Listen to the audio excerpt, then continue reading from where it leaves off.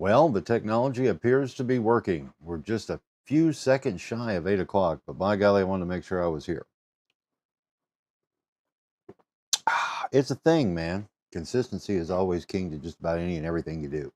Good morning, everyone. It is Friday, December the 5th, 2025, the day after a great birthday. Thank you all very much for all the birthday wishes on the Facebook land.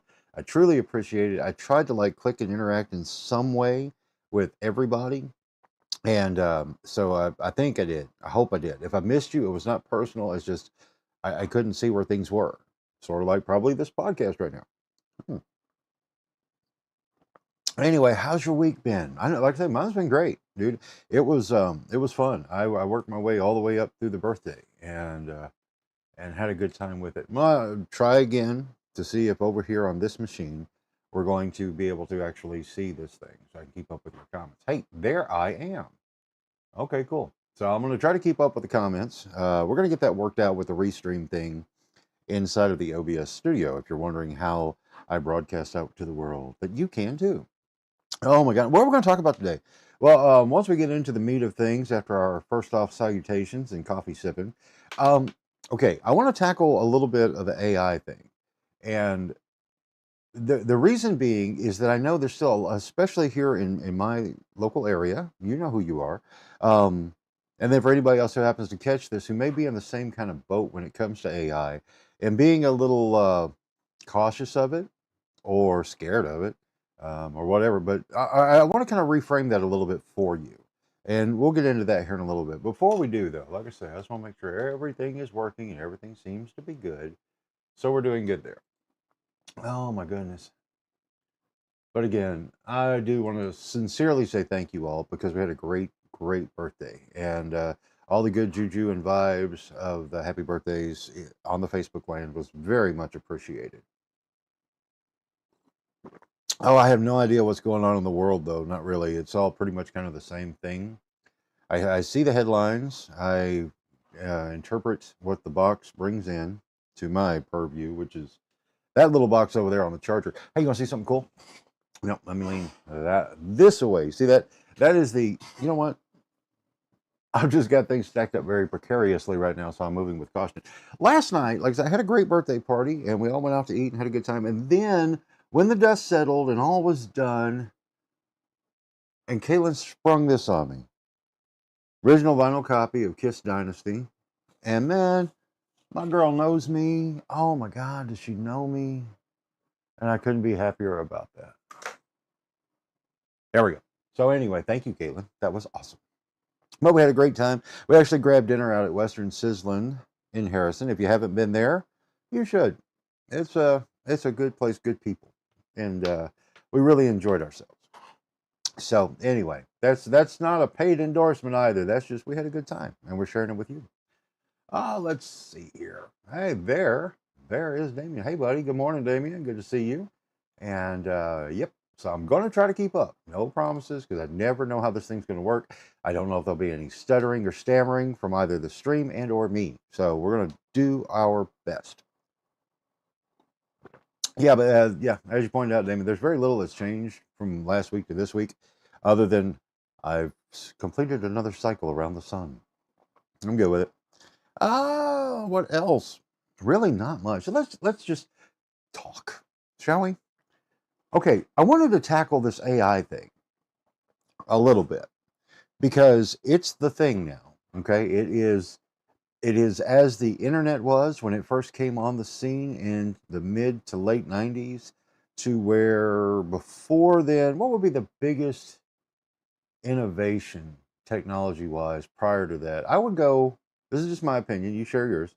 Mine would be, I would say probably going back to for me, it would be like cable television.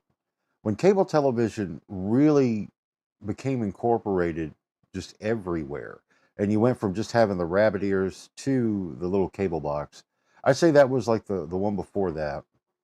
And that was for me in about the mid 80s, really. Because prior to that, we had the 3 channels, and then in Little Rock, gosh, I wish I could remember what year it was. I think it was 85, 86 that KLRT went on the air, channel 16. And that was a huge deal because up to then we had had the PBS station, Channel 2, and then we had KARK, Channel 4, KATV, Channel 7, and Channel 11. What the hell is there? KTHV. So, but that was the four that we had.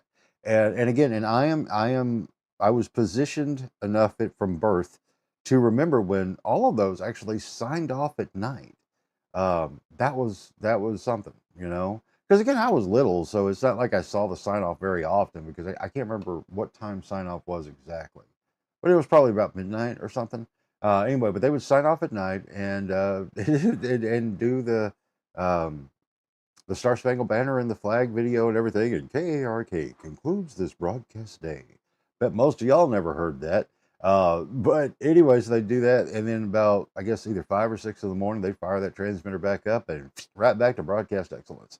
Then prior to that, the personal computer, again, that kind of came about that time. But I would say that the personal computer in homes wasn't truly a thing until we got into the probably mid 90s, honestly, because it wasn't a practical machine. It didn't really do much for the general population, right?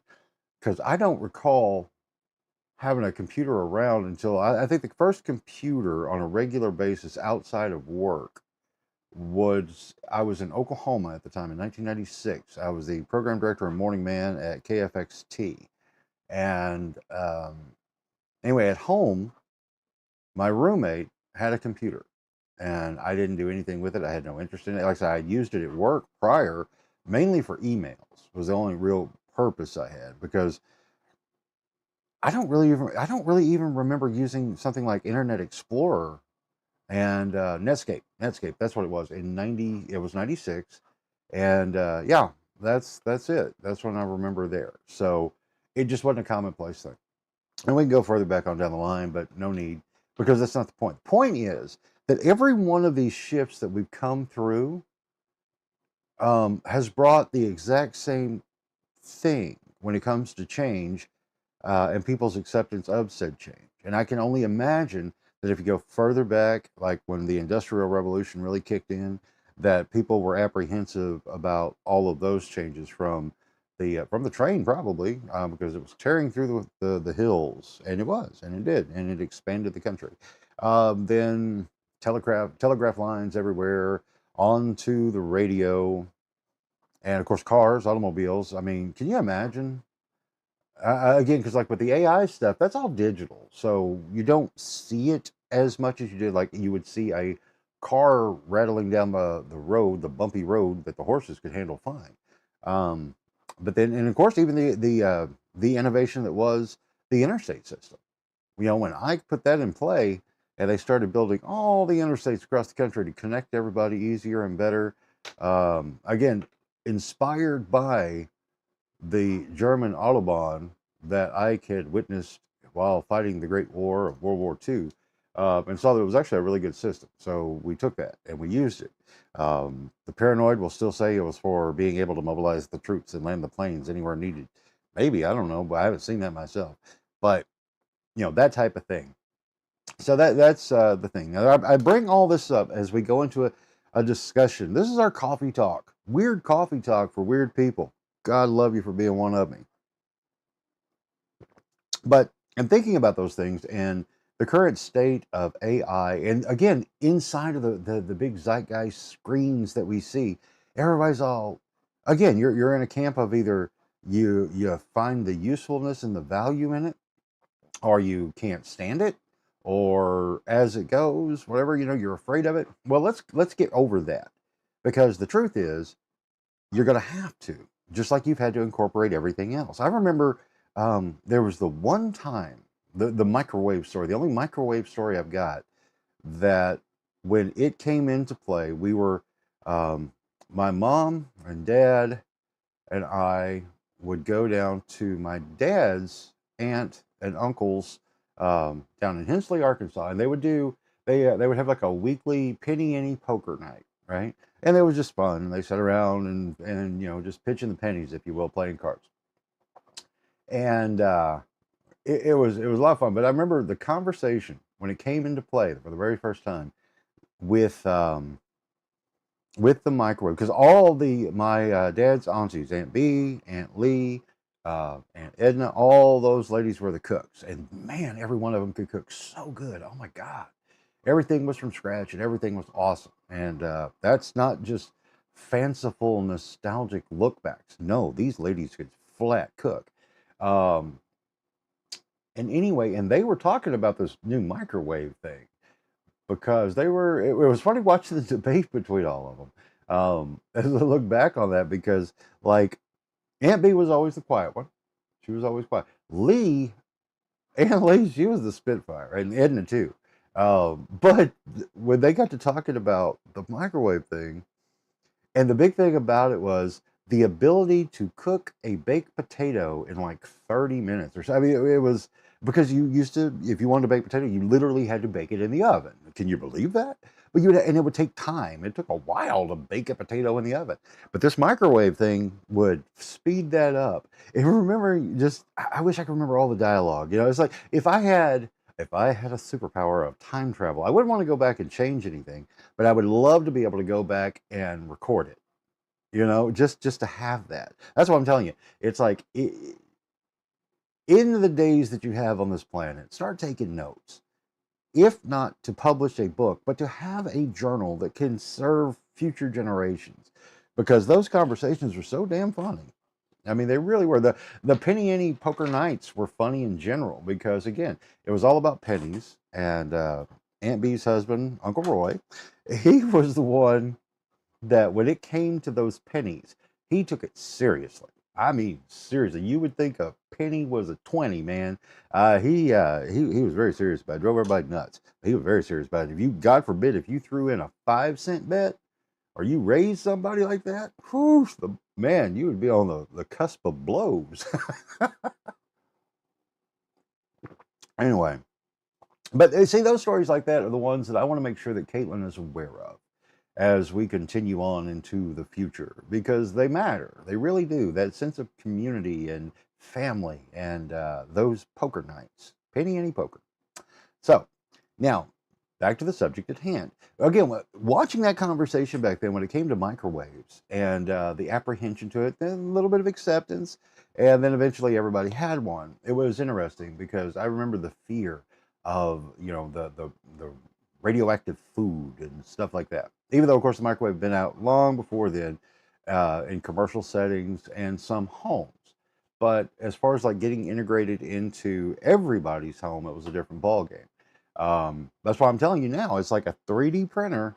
Start learning about it because it's something that is going to be a huge part of society. This is a prediction on my end, right? I'm not really being a futurist so much as just the way the technology works, how it can be implemented into your day-to-day life to make things so much easier. And I can't even really put the full scope into my own head, but I do know that, okay, again, I'll use this example, the 3D printer, okay?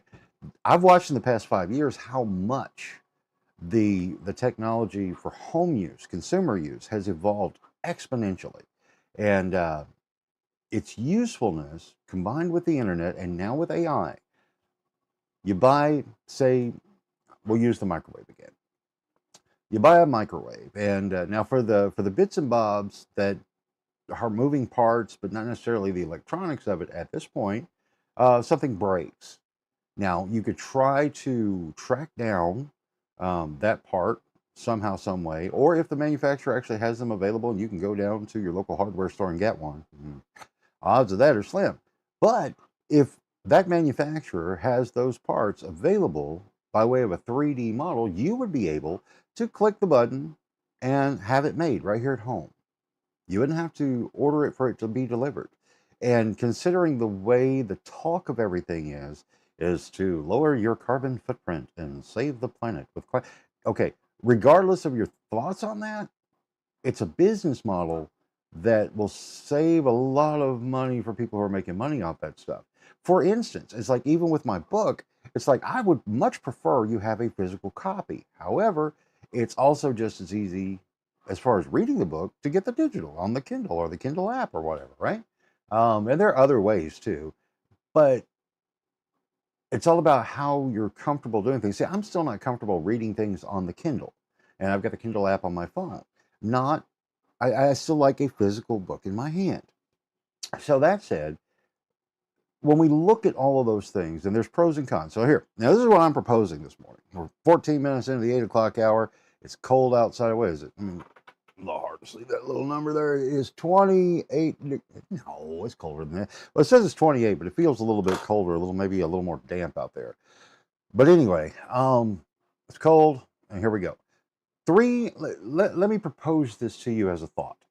Okay, when it comes to AI, and truthfully, any and all technology or anything that comes around, anything. Three pillars. I like talking in pillar talk. This is our pillar talk, kids. Good morning.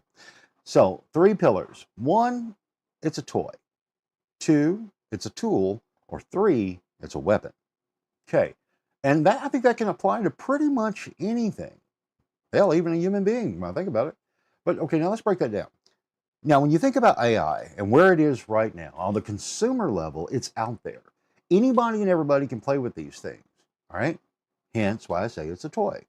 Now, as a toy, you can do all kinds of fun stuff. I've been playing with the Knock Knock app, N-A-U-K, Knock Knock app, as far as like animating photos. And I've always done things like that, putting together a little animation, stop motion, maybe just doing some motion tracking stuff inside of a video editor. And that was always fun, and it was great for the stuff I was doing just for fun. But then also as a tool for business purposes, as far as like producing commercials and intros and graphics and stuff for shows, all of that.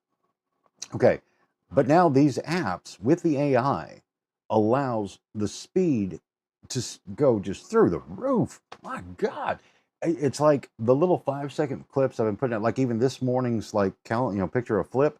I decided to animate it, and so because I got my little icon of a TV, that'll all make sense as we go.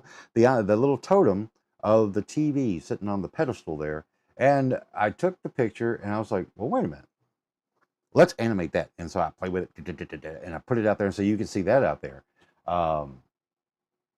Because I wanted something to, either way it goes, that would have taken me so many hours to do just a few years ago that I just wouldn't have done it. And because the time was not, it wasn't feasible to go to broadcast, right? Like even thinking back to like doing morning radio, and when I would produce up bits, multi-voice stuff, or parody songs, things like that, it took time. It's like you would really have to map this thing out in advance so you had time to do it. Or God forbid, back in the really old days when you'd have to go to a record store to try to track down a song. You couldn't download it from a Spotify or even a Napster. You had to go find a physical copy of a record. You couldn't even buy it off of eBay. Okay? So you would have to put in the footwork, and that took so much time. I'm sure you can easily grasp that whole concept as it was. Now, don't get me wrong. I still think, wish, hope that things like that could still exist as far as those real world physical connection experiences. But it is what it is. But it was fun being able to go to, I remember, the biggest one I remember is, it was in 95. I was at KSYG in Little Rock, 103.7. Now it's The Buzz. But when it first kicked off then, and it transitioned from, it was KKYK, the FM, right? 103.7. Or it was, KKYK was 104 before we actually got even to looking at the dots, on the frequency on the dial. But anyway, they had done the conversion to a talk FM. In the market at KARN, AM 920, it was the dominant leader in news and news talk forever, right?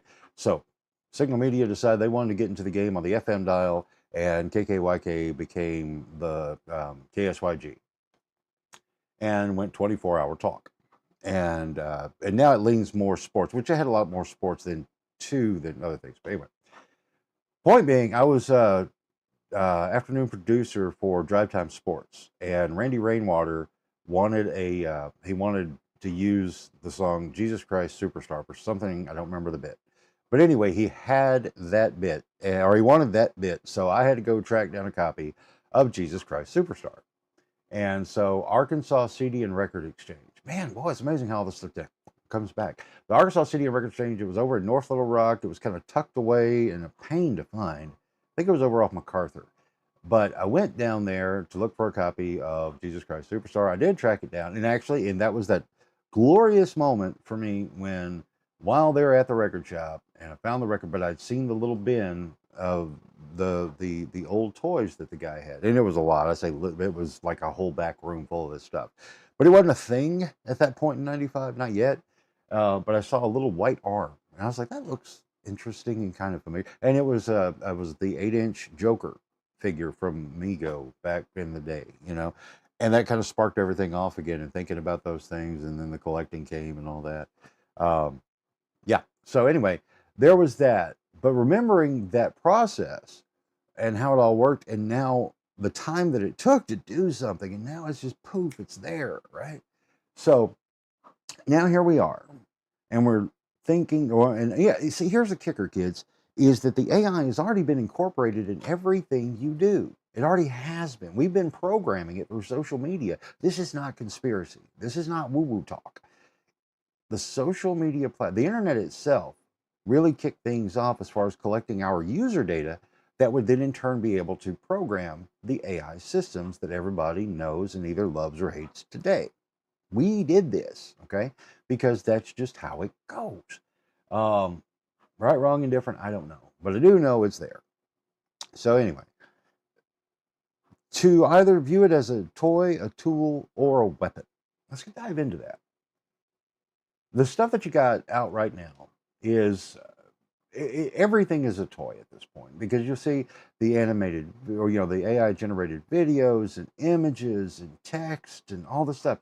And on one level, it's still just for play. And they're also using all this information that when they give the toy, they're all kind of like looking through the binoculars at us to see how we're going to use it and how well we acclimate to it. And then it takes that data and continues to train all these things. The trick for them, though, is figuring out how to monetize it. Sort of like radio and television. It's like, without advertisement, commercials, and sponsors and stuff, how do you keep this thing going? Because it has to go out, thinking about radio and television, it has to go out in essence for free, because when you're broadcasting from the station, so it goes from the station to the transmitter to your receiver, wherever it happens to be within broadcast range, that's free airwaves. So how do you monetize? Well, you got to put commercials in there.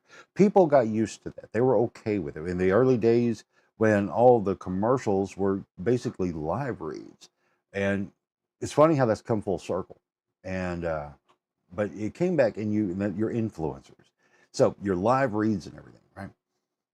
Where the first recorded commercial, well, the first commercial was actually for a real estate outfit.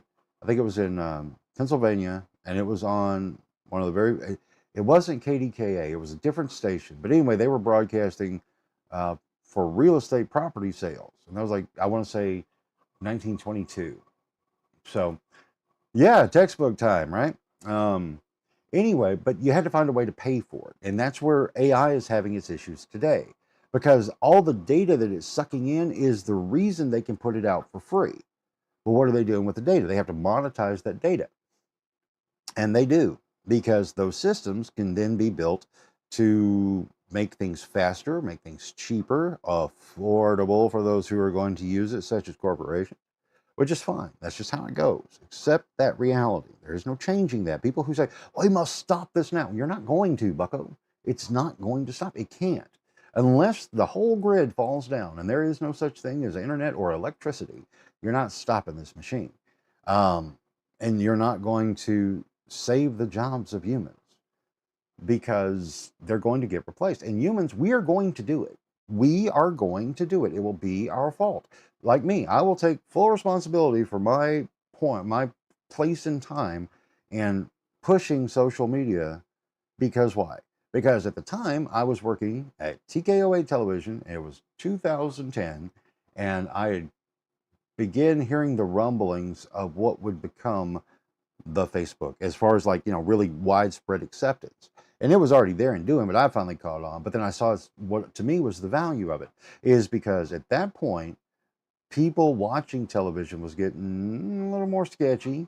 And also the stuff that was on the air wasn't all that compelling. And plus, they had more options because of cable. And now this internet thing and the YouTube was really, really locked in at that point. So I used it as a tool to expand my broadcast reach. And in that, it worked because there were so many people flooding to it. There were more people to watch and more people to do that. Case in point, here's a story. And I just saw my buddy Roger Jones, formerly of, he had Liquidation Outlet. Now he's got Ozark's Cabinet Source. But Roger and I had a discussion about this Facebook thing. And I said, well, I'll show you. And I said, we put together a special that would only be known by way of Facebook. And so we put together, he was getting a pallet of TVs, big LED flat screen TVs. And he had just got them in. He hadn't put them out yet. I said, well, let's do this, Roger. Let's take those TVs and we'll announce after you close today that they go on sale in the morning. Now, this wasn't a Black Friday thing, okay? This was just, we're going to announce that we're going to do these TVs on the cheap because that's what he was going to do anyway. Liquidation Outlet, you never know what you're going to get. They were great deals. But we did that. And Roger was funny because he's like, no, I was like, let's try it. Let's try it. He's like, no, it's okay. So I got him on camera. He did the spiel. I went back to the station and I waited for the store to close. I uploaded the video. Next morning, that morning when he opened up, there was already a line. And those TVs sold out fast. And he saw the power there. And so did I, for real, because I was sure it was going to happen. But I knew it would. I did, and it did, and it went gangbusters. And the best part about that, folks, we had a great deal on TVs at the time, and it opened the door for Roger and I, along with the amazing Joey Luker, to start producing some other just really fun and funny bits to promote the store. It was great, a lot of fun. So there was like the high side of it, right? But fast forward all these years later, and what did it do? The social media platforms have pretty much effectively just I don't want to say took out traditional broadcasting as a thing, but it really has. Let's be real. You're going to be on your phone and you're going to do it here because it's more comfortable and convenient. There it is. What you going to do? But that's the thing.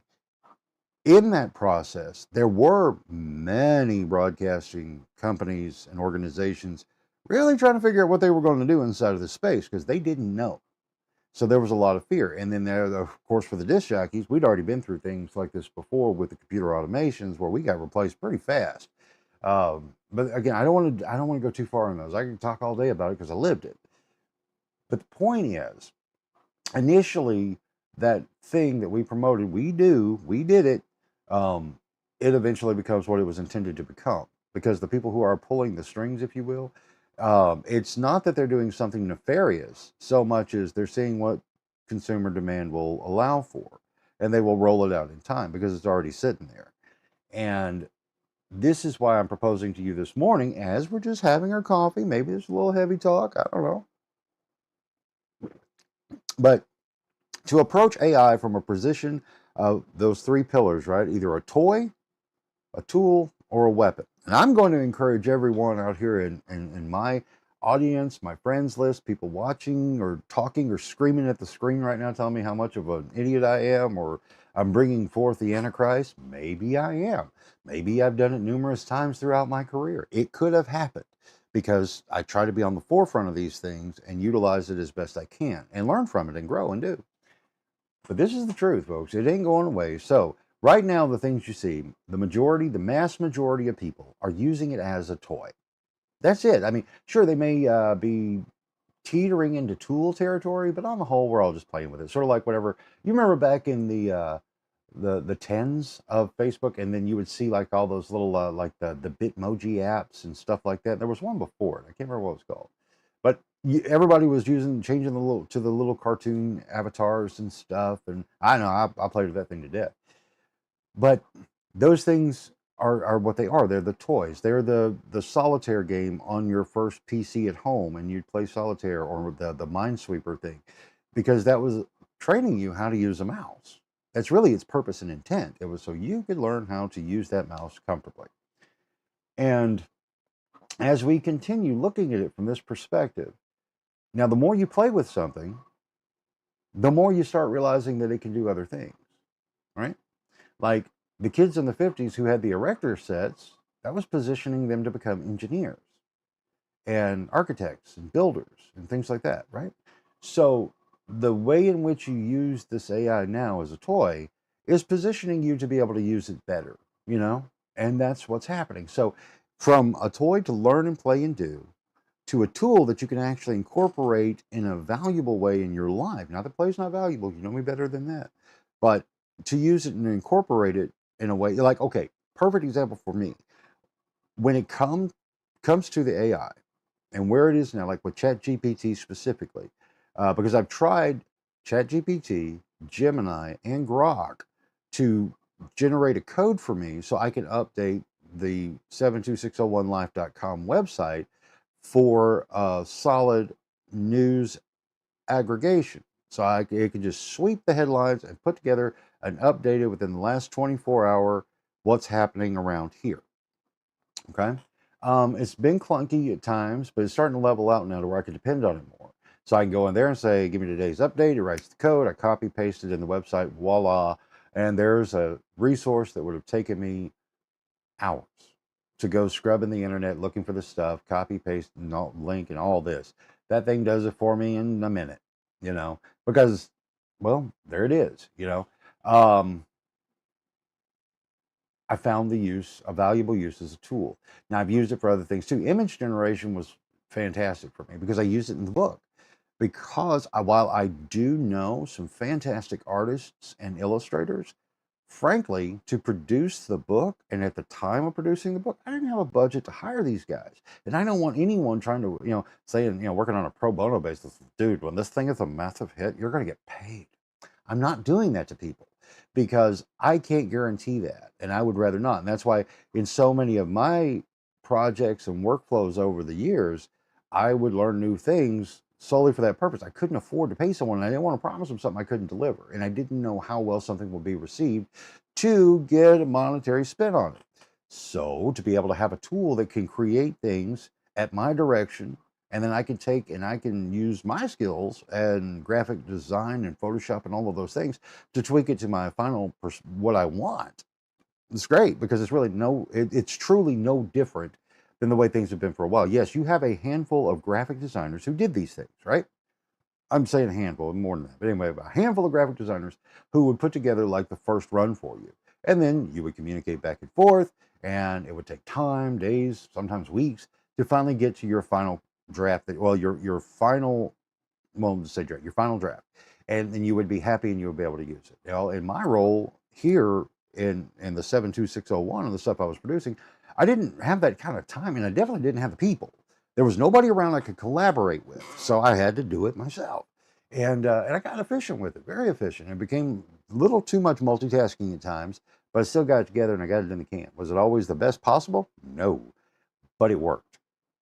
Now I've got a tool that will allow me to do what I wanted to do before, but I can do it faster and it is better. Case in point, let's go back to like George Lucas back in '99 when he was releasing the prequel trilogy of Star Wars, right? It was in that moment when they did the special edition of Star Wars, Star Wars Empire and Jedi, that he unleashed the technology that ILM, Industrial Light and Magic, had developed to improve, enhance the original Star Wars trilogy. That's up for debate. You can have your opinion. It's his films, his monkeys. He could do what he wanted to do. But it allowed him to see that he could do it. Hence why the prequel trilogy was able to happen, because his imagination, the technology had finally caught up with his imagination so he could present things on the screen. And he did. And, love him, hate him, it happened. But it also it showed where things were going. Right or wrong, I'm not going to go into the debate right or wrong, good or bad, but it did. And so, with that said, it's made for amazing advancements as a tool. Then, when we look at it that way and we find the usage that is value use as a tool, it's great. But the problem comes where the weapon side of this thing, that third pillar I'm talking about, is when, just like my story when it comes to Facebook, and I'm not picking on Roger, but once you've introduced it, and the problem that traditional broadcasters fell into really fast is that as a business organization or hobby group or whatever, utilize the internet as the biggest transmitter in the history of human existence that we're aware of. In that, people began to think, I can do this myself. I don't need you, Mr. Radio Station. I don't need you, Mr. Television, to reach people. I have the ability to reach people today, right here on my machine. And then when the smartphone came, that was all she wrote. But they could do it themselves. And it was true. They could put the message out, and they most likely had a pretty good audience or following. And so they would get the response that they needed.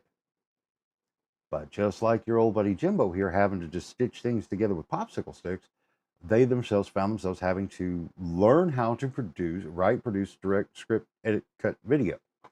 And that's where it got a little scary. Well, not scary, but a little hairy. Because just because you can doesn't mean you should. And so in that, it's that weaponization of the tech that turns it against the other side that it's replacing, and it becomes a war. That's why I use the term weapon, because it really is. All those stages become a war. Let's go back to television. This is why I want to show you there's nothing new under the sun here. Television. All right. Now, it was actually developed, invented, and possible long before it got into homes. The development of radio and television, as you know it today, was almost exactly hand in hand. But radio dominated for, well, about 25 years. Think about that.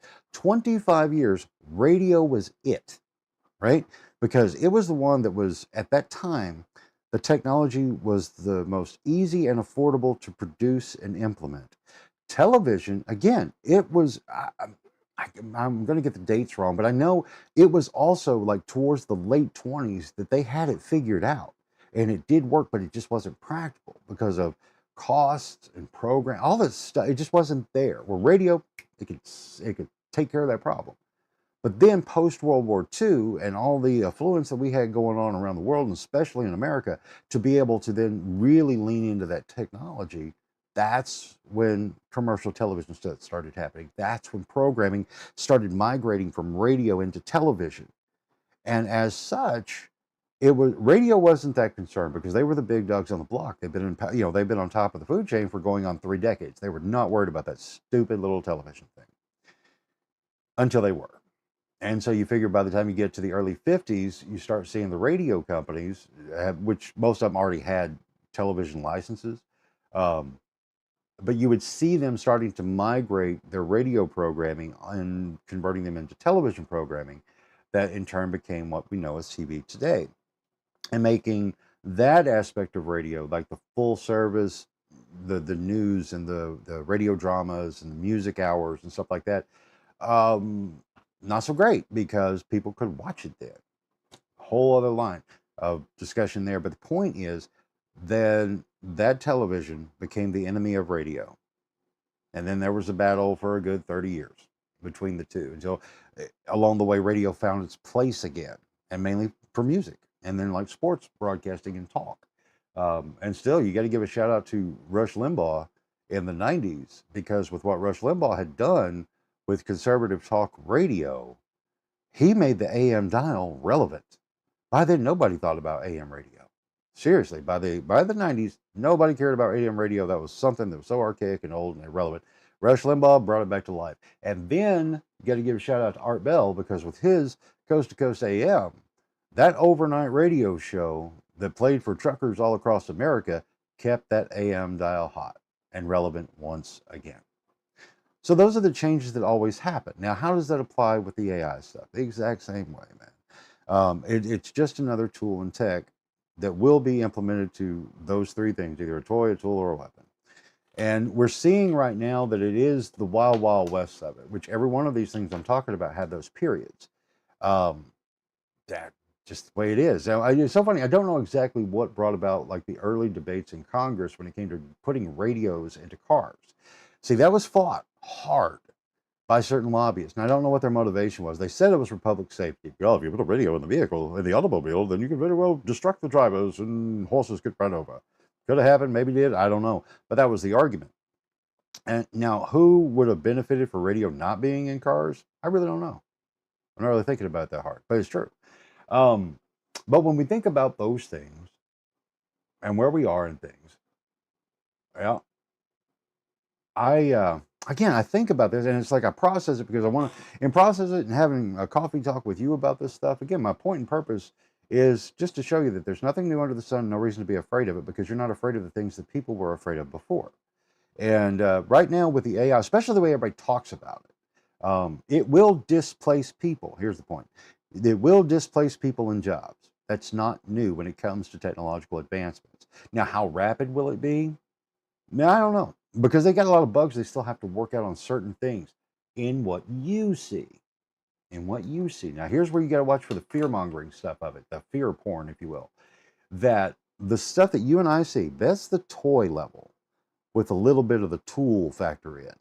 But the truth is, and we're going into where we're going into like the weapons territory, is that for the broad general usage, let's broad in general. How do you there are too many of us with all of our own individual likes, dislikes, and stuff, and ways we use things that you can't really box that up. However, a company that has specific needs that certain softwares can do, and when you can automate it, whoo, doggy, it's going to change. And it will. I don't care what they say. That is a fact. It's just flat out going to happen because I've been through it. I know. Again, my first job in radio in 1990, man, I was still slip queuing records and cutting quarter-inch tape. Okay? Y'all probably don't know what the hell I'm talking about when I say that. But then when we get to the 90s, and I'll never forget the day at KARN when they installed, oh, what was the name of the system? But it was the first in-studio computer that housed all the stuff that once had been on tape. And this wonderful little machine was able to play those tapes, but they were digital audio. And then, of course, that incorporated everything with the schedule and all this. And then you didn't need that dumb damn disc jockey sitting there to push the button. But you still did a little bit because of regulation. At that point, up until 97, you got to understand, those who remember the emergency broadcast system was a little transmitter that was in every radio station across the country. And that's what it was. It was like a shortwave radio receiver, right? And it was very specific to where whenever there was an emergency, it would fire off and alert the station to then in turn check the wire to get the news or jot it down from said box. And that's how the emergency broadcast system worked. You had to have a body in the building to monitor that box. But then by 97, it had been deregulated and replaced with the emergency alert system. That's what we have today. The EAS, the emergency alert system, which is not very reliable in my opinion. Not that I'm not talking about humans are better. No, I'm just saying the system itself. Not a big fan of. I wasn't a fan then because again, 97. When we got the note from the FCC in 96 that was coming, my red flags automatically went up because I'd already seen what was starting to happen when it came to the computer automation and digital editing systems being able to do more voice tracking to where you could voice track certain times of the day. So you still had to have the body in the building, but that body in the building didn't need to crack the mic open because something was pre-recorded, which was safer than having that dumb damn disc jockey crack that mic open, right? They could follow their formulas and their playlists, and you do it just like this. But you just need to have a body there to monitor to make sure the EBS didn't go off, and also if anything blew up, and they could put out the fire. But with the EAS, I knew that was the kiss of death, in cooperation in conjunction with the ownership rules that changed. Because why? The technology was advancing, and the quote-unquote powers that be could see that the ability to downsize that production side of things, programming side, that you wouldn't need as many humans, thus you wouldn't need as much money to pay said humans. And they got rid of those humans. I was one of them. And that's just how it went, right? The weaponization of the tech against the old way. As we move forward in this, and the EAS system's in play, where its role is it will automatically transmit by way of it takes over your transmitter. That's in a nutshell, simple science. It takes over the signal and broadcasts the message, and then it goes back to your regular programming. My paranoia I was like, no, paranoia, cynicism, and also, let's be real here, that there was a system in place that could take over your transmitter. That's kind of scary if you think about it. And it's just like the algorithm controlling everything you see. It's like you can set up your feed however you want, but it can adjust at any time to just give you what it wants. So that's not paranoia. That's just true. It just happens that way. But don't be afraid of it. Adapt to it. That's the underlying message here. Adapt to it. It's not acquiescence. It's just there's certain things. You can't swim upstream without a fight. So ask yourself, do you go with the flow and then find your next launch point? Or do you try to swim upstream and wear yourself out to where when the battle does occur, you're wore out and you can't do it? So, and this isn't like a rally cry. This is just a perspective. Now, let me get the book. Because again, this book I wrote, Toys or Totems, ain't just about toys, kids. It's about perspective. I'm going to read from you now that is apropos to this morning's conversation. Page 63, and it's one of the little anecdote stories that I put in there. So yeah, so there you go. Page 63, there it is. And again, and I had to use the AI for my illustrations, and it works. And I'm good with that. So anyway, ready for action. Now, as we go here, now this chapter here, this is an excerpt from Chapter 12, Shelf-to-Self Integration, if you're curious. But anyway, this little anecdote story is this. Everything I've needed to know about multimedia, I learned from action figures. No, really. For the past 17 years, as of that writing, I've set up my homestead in a small town, where resources and people are a commodity when it comes to finding like-minded souls to collaborate and learn with. However, in many cases, the stock of action figures at my disposal were practically limitless and always ready to make it to a casting call, anytime, anywhere. It may sound silly, but these toys have helped me learn so many new things in the multimedia spectrum. From animation and lighting techniques to graphic design and prop production, these toys help me professionally in as many ways as they have personally, even as the motivation to write this book truly a priceless relationship. And that is a great example of what I'm talking about this morning when it comes to the tools and toys that you have around you being able to benefit you in other ways, right? So again, it's like when we look at the things as they're presented to us, it always starts out as a toy, a novelty, a side-eye idea. But then once we see the usefulness of it, again, like when it comes to like, which this was a birthday present from my daughter yesterday, because she loves her father, not just the Kiss record, but also a Superman. This fella here would come in very handy for me in the process of learning how to do video. Like also the way this one's made would make for great stop motion stuff, right? But also in working with lighting. Because again, I can sit here and use this guy and I can see how the lights in this room are going to impact shadows on his face, right? So there you go. And that's how, and it would also, there were a lot of other things I could do with them for like staging and things like that to learn how to do things.